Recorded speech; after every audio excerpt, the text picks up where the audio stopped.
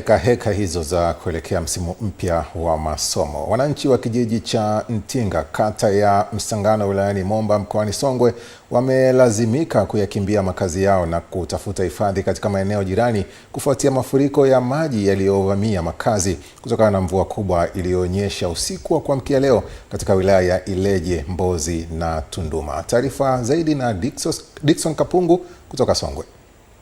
Wananchi katika kijiji hiki wameieleza EATV kuwa wakizungumza na EATV, wakazi wa kata hii wamesema kuwa mafuriko yalianza majira ya saa 9 alfajiri, yamezingira makazi na kuharibu vyakula vilivyokuwa ndani na kuwakosesha hifadhi ya mahali pa kulala wakati wa usiku, licha ya maji hayo kuendelea kupungua. Ndipo tulikuwa tumelala hatuja kutambua kitu. Baadaye wakaja majirani kuja kutuamsha, amkeni maji. Maji tunavyoamka yakawa yameingia ndani. Nyumba yangu imezingiliwa, maji yako bado mpaka ndani. Hata kwenye ardhi huwezi ukakanyaga, hivi nahangaika kutafuta nyumba ya kukaa na watoto.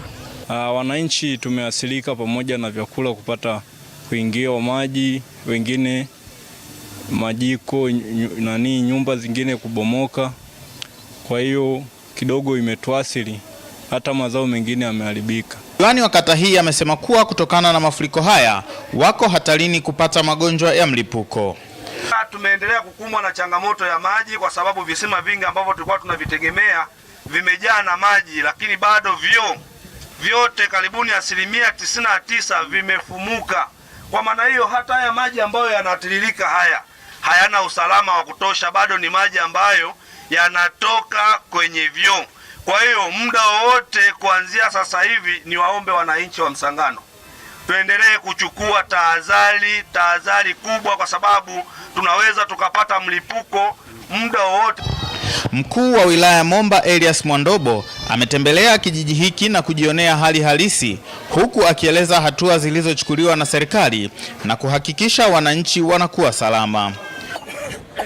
Niwashukuru viongozi wa kata, viongozi wa kijiji na vitongoji kwa namna ya ushirikiano wenu mliouonesha kuhakikisha wananchi wote waliopata madhara wanapewa msaada wa awali, kwanza kwa kuwatoa katika maeneo hayo ambayo ni hatarishi, lakini kwa kuwahifadhi katika maeneo ambayo ni salama.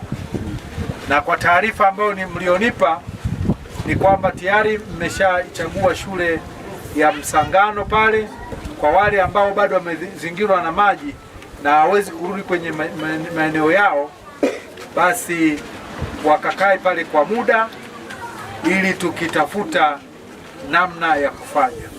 Aidha, Mwandobo amewataka wananchi kuwa watulivu na kusaidiana wenyewe wakati ambapo serikali inafanya tathmini ya madhara yaliyojitokeza. Niendelee